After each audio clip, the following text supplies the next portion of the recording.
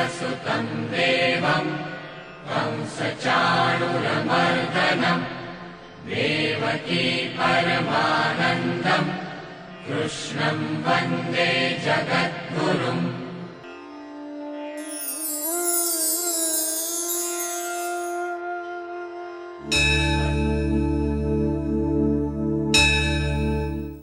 வேதநூல் பிராயம் 100 மனிசர்தாம் புகுவரேலும் பாதியும் இறங்கிப்போகும் நின்றவி 15 ஆண்டு பேதை பாலகன் அது ஆகும் பிணி பசி முப்புத் துன்பம் ஆதலால் பிறவி வேண்டேன் அரங்கமா நகருளானே.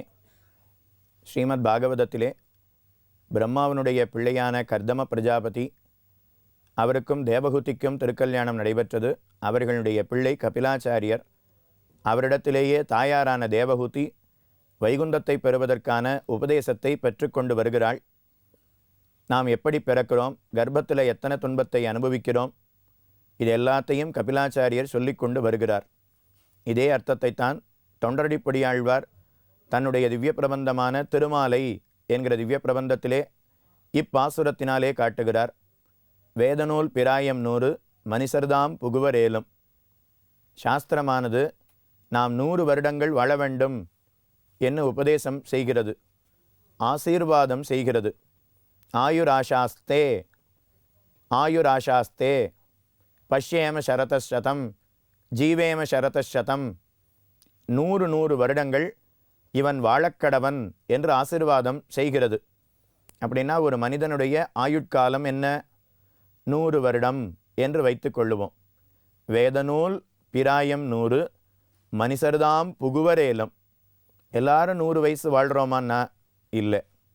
நம்ம பாட்டனார் காலத்தில் 90 95 இருந்தா, தகப்பனார் காலத்தில் 80 85 இருக்கா, நம்ம காலத்தில் 70 75.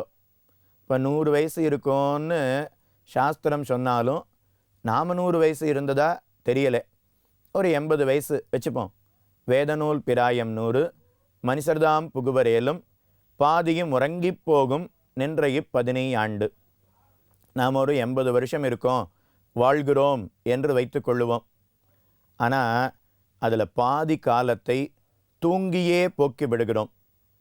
ராத்திரி 8 மணிக்கு படுக்கிறோம், காலையில் 8 மணிக்கு எழுந்திருக்கிறோம்.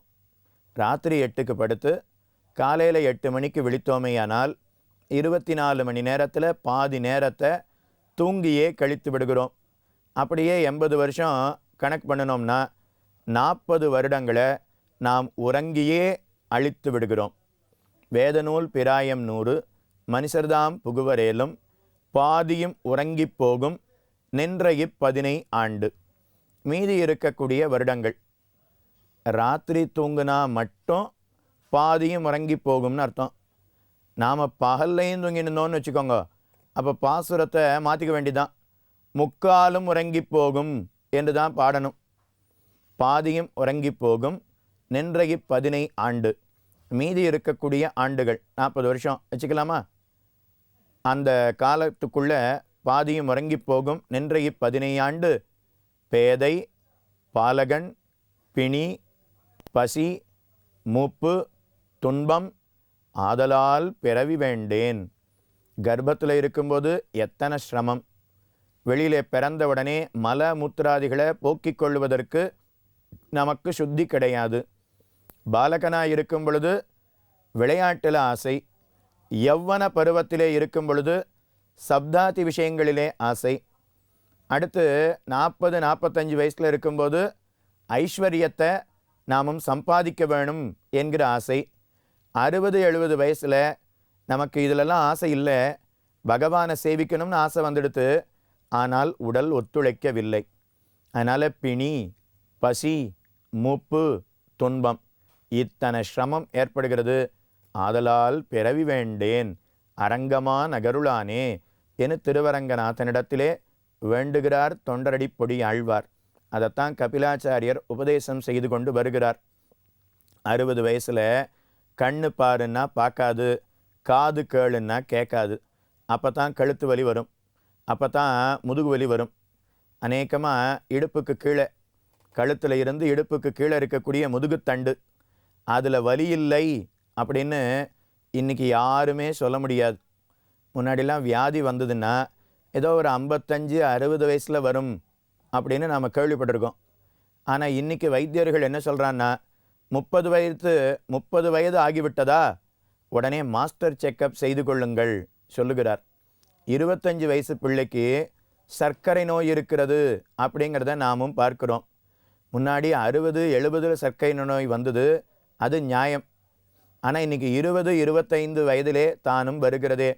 அதனால் பேதை, பிணி, பசி, மூப்பு, துன்பம், ஒரு நாள் இடி விழுந்தாற் போலே மரணம் சம்பவிக்கிறது.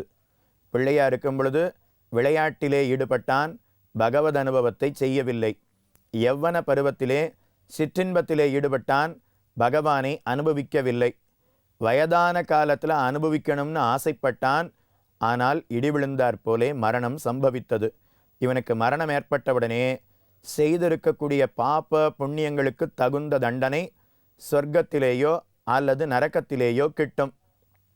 இவன் செய்திருக்கக்கூடிய பாபத்துக்கு நரகத்தில் எத்தனை சிரமப்படுகிறான், அத்தனை துன்பத்தை அவன் பட்ட பிற்பாடு நரகத்தில் இருந்து இவன் அப்படியே தள்ளி விட்டுடுவா. தள்ளி விட்டா ஆகாசத்தில் அப்படியே வந்து நிற்கிறானாம். ஆகாசத்தில் கிட்டத்தட்ட 10,000 அடி உயரம், 20,000 அடி உயரம், அந்த உயரத்தில் இவனை தள்ளி விட்டுடுவா. அதில் அப்படியே காற்றிலே அலைக்கழிக்கப்படுகிறான். பொருட்காட்சின்னு நடக்கும் இல்லையா, அதில் போயிருக்கீழா? அதில் ராட்சச ராட்டினம் அப்படின்னு ஒன்று இருக்கும். அதில் நாம் ஏறி உட்காந்துட்டோம்னா 20 ரூபாயோ 30 ரூபாயோ கொடுத்த உடனே அதில் ஒரு ஊஞ்சல் மாதிரி இருக்கும், அதில் உட்காத்தி வச்சுருவா. நாம் உட்காந்த உடனே அந்த ஊஞ்சலை அப்படியே மேலே கொண்டு வந்து நிறுத்திடுவா.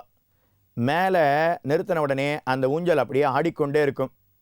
கிட்டத்தட்ட எத்தனை அடின்னா ஒரு 15 அடி 20 அடி. ஆனால் அந்த 20 அடிக்கு மேலே நாம் உட்காந்துட்டு இருக்கும்போதே இது கீழே விழுந்துடுமோ, உடஞ்சி நம்ம கை கால் உடஞ்சி போயிடுமோ அப்படின்னு நாம் பயந்து நடுங்க ஆரம்பிச்சிடுவோம். இந்த 20 அடி 30 அடி சுற்றுலா பொருட்காட்சியில் நன்னா பாதுகாப்போட இத்தனை ராட்டினம் பண்ணி வச்சோம், நமக்கு பயம் ஏற்படுகிறதே. இந்த 20 அடியிலேயே நாம் இவ்வளவு நடுங்கி போகிறோமே, 20,000 அடி, அதில் எந்த பாதுகாப்பும் கிடையாது. நாம் மட்டும் தனியாக காற்றிலே அலைக்கழிக்கப்பட்டு கொண்டு இருப்போம். அப்பொழுது சூரிய தேவன் கீழே இருக்கக்கூடிய சமுத்திர ஜலத்தை அவன் கிரகித்து கொள்ளுகிறான். அப்படி கிரகிக்கும்போது சூரியனுடைய கிரணங்கள், அந்த ஜலம், இந்த ரெண்டும் சேரும் பொழுது நாமும் இந்த ஜீவாத்மா அவன் அதுக்குள்ளே சேர்ந்து விடுகிறான், மேகக்கூட்டங்களோடு சேர்ந்து விடுகிறான். அப்படியே மேகம் ஓரோரு இடத்திலேயும் மழை பொழியும். ஒரு இடத்துலேருந்து மற்றொரு இடத்துக்கு செல்லும் பொழுது இந்த ஜீவாத்மாவும் மேகக்கூட்டங்களுக்கு நடுவிலே செல்கிறான், மழையாக பொழிவிக்க பெற்று பூமியிலே வந்து சேருகிறான். இப்போ ஜீவாத்மா அவன் நரக்கத்துக்கு போனால், அதுக்கப்புறம் ஆகாசத்தில் இருந்தால், மேகக்கூட்டங்களுக்கு நடுவிலே வந்தான். இப்போ பூமியிலே ஏதோ ஒரு மரத்திலே, புல்லிலே, செடியிலே மழை பொழிந்தது, அதுக்குள்ளே வந்து விட்டான். இப்போ ஒரு செடிக்குள்ளே இருக்கிறான், ஒரு மரத்துக்குள்ளே இருக்கிறான், ஒரு மாமரத்துக்குள்ளே இருக்கிறான்னு வைத்துக்கொள்ளுவோம். அந்த மாமரம் வளரும், அது பூ பூத்து காய் காய்த்து அது மாம்பழத்தை கொடுக்கும். அந்த மாம்பழத்துக்குள்ளே இந்த ஜீவாத்மா இருக்கிறான். அதை அவனோ ஒருத்தன் பறித்து அந்த மாம்பழத்தை விழுங்குகிறான், புஜிக்கிறான், சாப்பிடுகிறான். உண்ணும் பொழுது அந்த மாம்பழத்துக்குள்ளே இருக்கக்கூடிய அந்த ஜீவாத்மா ஒரு ஆணினுடைய உடலுக்குள்ளே சென்று விடுகிறான். பிற்பாடு அவன் 8 வயசு 10 வயசில் மாம்பழத்தை சாப்பிட்டான். அவனுக்கு 22-24 வயசில் கல்யாணம் நடந்தது. அவன் தன்னுடைய மனைவியோடு சேர்ந்தான். இப்போ ஆணினுடைய உடலில் இருந்து பெண்ணினுடைய கர்ப்பத்துக்குள்ளே இந்த ஜீவாத்மா சென்று விடுகிறான். மறுபடியும் கர்ப்பம், அப்புறம் பால்யம், யௌவனம், மரணம், நரகம், ஆகாசம், மரம், புருஷன், பத்னி, கர்ப்பம், பால்யம், யௌவனம், மரணம், ஆகாசம், இப்படியே சுற்றி கொண்டு வருகிறானே. இதுக்குத்தான் சம்சாரம் அப்படின்னு பெயர். சம்சாரம்னா மனைவின்னு அர்த்தம் கிடையாது. சம்சாரம்னா என்ன அர்த்தம்? பிறப்பு இறப்பு என்கிற துக்கச் சுழல். இந்த சுழலில் மாற்றி மாற்றி இவன் சுற்றி கொண்டே வருகிறான். செய்திருக்கக்கூடிய பாபத்துக்கு தகுந்தாற் போலே, புண்ணியத்துக்கு தகுந்தாற் போலே மனிதனாகவோ விலங்காகவோ தேவனாகவோ பறவையாகவோ மரமாகவோ பிறக்கிறான். செய்திருக்கக்கூடிய பாப புண்ணியத்துக்கு தகுந்தவாறு இவனுக்கு மேலே மேலே பிறப்பு என்பது ஏற்படுகிறது. இப்படியே சுற்றி சுற்றி வருகிறான். அப்போ எவ்வளவு துன்பமயமான இந்த வாழ்க்கை! இந்த வாழ்க்கையிலிருந்து, இந்த சம்சாரமாகிற சக்கரம், பிறப்பு இறப்பு என்கிற துக்கச் சுழலில் இருந்து விடுபடுவதற்கு ஒரே வழி திருமாலான ஸ்ரீமன் நாராயணனுடைய திருவடிகளை உபாயமாக பற்றுவது. அதுதான் சரணாகதி என்று பெயர். ஸ்ரீமானான நாராயணனுடைய திருவடிகளை, வைகுண்டத்தை அடைவதற்காக உன்னுடைய திருவடிகளை நான் பற்றுகிறேன்.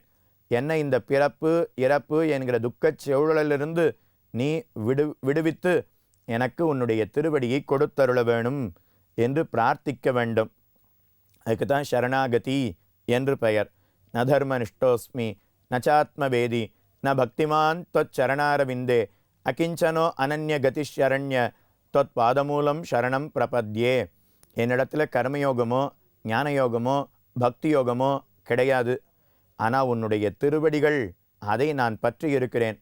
எனக்கு உன்னுடைய திருவடிகளில் செய்யக்கூடிய கைங்கரியத்தை, நீ வைகுண்டத்தில் இருந்து உனக்கு தொண்டு புரியக்கூடிய கைங்கரியத்தை எனக்கு தந்தருள வேணும் என்று நாமும் வேண்ட வேண்டும்.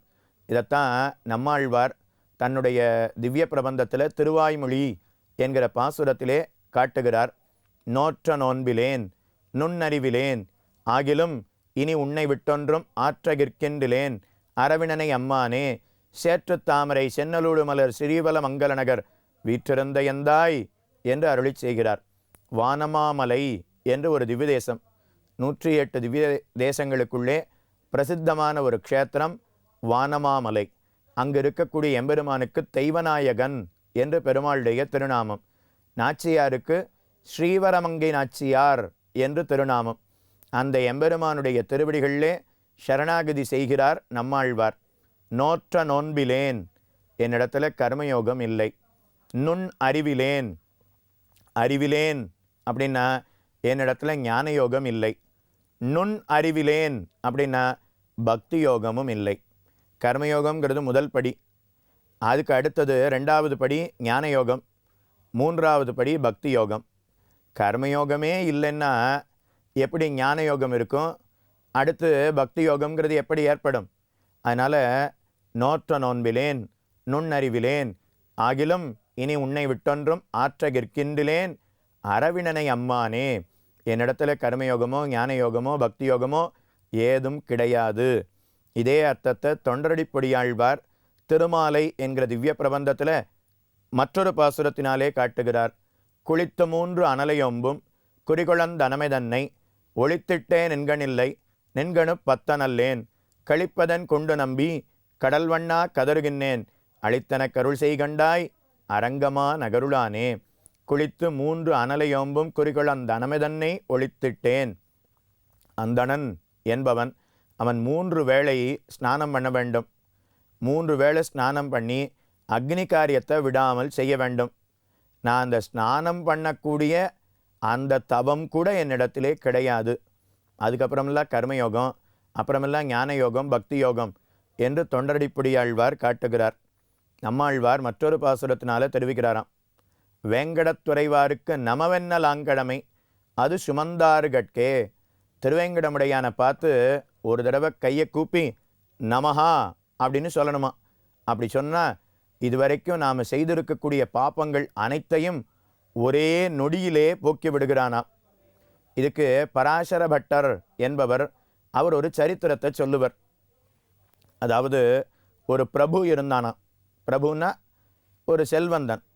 அந்த செல்வந்தனை கவி பாடுவதற்காக ஒரு கவிஞர் வந்தார். இந்த செல்வந்தனை எப்படியாவது நாம் கொண்டாடி அவரிடத்திலிருந்து ஒரு 4 மூட்டை அரிசி வாங்கிட்டு போகணும்னு வந்தார். ஒரு 4 மூட்டை அரிசி வாங்கிடணும். அப்போ இவர் எப்படியாவது போற்ற வேண்டுமே. எப்படி போற்றுவது? அந்த கவிஞர் யோசித்தார். உடனே அந்த ராஜா அவர் சிம்மாசனத்தில், அந்த செல்வந்தர் அவர் சிம்மாசனத்தில் ஆசனத்தில் உட்கார்ந்துருக்கார் இல்லையா, அவரை பார்த்த உடனே அவருடைய தலையை பார்த்தார். அவர் தலையில் முடியே இல்லை, மொட்டை தலையன். இவரை எப்படி கவி பாடுவதுன்னு யோசித்தார். உடனே அவரிடத்துல வேண்டினாராம். அவரை புகழ்ந்தாராம். என்ன சொல்லி புகழ்ந்தார் தெரியுமா? குழலசைய குழலசைய விற்றிருப்பதே அப்படின்னு சொன்னாராம். குழல் அப்படின்னா கூந்தல், குழலசைய குழலசைய விற்றிருப்பதே அப்படின்னு சொன்னார். அந்த பிரபு பார்த்து தன் தலையை தடவி பார்த்துன்னா, எனக்கு முடியே இல்லை, ஆனால் என்னை பார்த்து குழலசைய குழலசைய விற்றிருப்பதேன்னு கொண்டாடுறானே, அதுக்காக சந்தோஷப்பட்டு 4 முடை அரிசி எடுத்து கொடுத்துட்டான். அந்த 4 முடை அரிசியை தூக்கிண்டு அந்த கவிஞர் சென்று கொண்டு வருகிறார். சென்று கொண்டு இருக்கிறார். எய்த்தாப்பில் இன்னொரு கவிஞர் வந்தார். அந்த கவிஞருக்கு தலையில் முடியே இல்லை, மொட்டை தலையன். அவர் வந்த உடனே இவரை பார்த்து, உனக்கு இவ்வளவு அரிசி யார் கொடுத்தா அப்படின்னு கேட்டாராம். வாங்கிட்டு போனவர், இன்ன பிரபு கொடுத்தான், இன்ன ராஜா கொடுத்தான்னு சொல்ல வேண்டிதானே. அவர் வாங்கிட்டு போகிறவர், உன்னை போல ஒரு மொட்டைத்தலையன் கொடுத்தான் என்று சொல்லிவிட்டு சென்றார். உடனே இவர் பார்த்து நேராக அந்த ராஜாவினிடத்தில் போய், உன்னை மொட்டைத்தலையன்னு சொல்கிறான், அவனுக்கு போய் நீ அரிசி கொடுத்துருக்கியே சொன்னார். உடனே இதோ அவனை பிடித்த அந்த அரிசியை திரும்ப வாங்கி அதை உமக்கு தந்து விடுகிறேன்னு சொல்லி 2 பேரும் அந்த கவிஞனை துரத்தின்னு வந்தா. இவரோ அரிசியை முதுகில் வச்சுட்டு போயிட்டு இருக்கார். துரத்தின்னு வரும்போது தப்பிச்சு போக முடியுமா? ஏதாவது மறுபடியும் ஒரு கவி சொல்லி நாம் தப்பிச்சுக்கணும்னு பார்த்தார். என்ன சொல்லுவது? திரும்பி பார்த்தா ராஜா வந்து நின்றுட்டார். அந்த பிரபு, அந்த செல்வந்தர் பக்கத்தில் வந்து நிற்கிறார். உடனே இந்த கவிஞர் அவரை பார்த்து சொன்னாராம், குழலசைய குழலசைய ஓடி வருவதே அப்படின்னு சொன்னாராம். குழலசைய குழலசைய ஓடி வருவதே. மறுபடியும் தடவி பார்த்துட்டார், முடியே இல்லை, ஆனால் குழலசைய குழலசைய ஓடி வர்றதேன்னு என்னை பார்த்து கொண்டாடுறானே, நான் எதுக்காக வந்தேன் தெரியுமா? இன்னொரு 4 மூடை அரிசி கொடுத்துட்டு போகலாம்னு வந்தேன் என்று சொல்லி இன்னொரு 4 மூடை அரிசி கொடுத்துட்டு போனானா. இந்த சரித்திரத்தை பராசர பட்டர்னு ஒருத்தர் இந்த பாசுரத்துக்கு அர்த்தம் சொல்லும்போது சொல்லுவாராம். எதுக்காக சொல்ல வந்தேன்னா, இத்தனை நாள் நாம் செய்திருக்கக்கூடிய தவறுகள் எதையுமே பகவான் பார்க்காமல் ஒரே ஒரு தடவை வெங்கடத்துறைவார்க்கு நமஹா அப்படின்னு சொன்னோம்னா, திருவேங்கடமுடையானுடைய திருவடியை வணங்குகிறேன் அப்படின்னு நாம் ஒரு தடவை சொன்னால் நாம் செய்திருக்கக்கூடிய பாப்பங்கள் அனைத்தையும் போக்கி விடுகிறான். தன்னுடைய திருவடிகளிலே கைங்கரியத்தை சீனிவாச பெருமாள் கொடுத்து விடுகிறானாம். அதைத்தான் இங்கே எடுத்து காட்டினார்.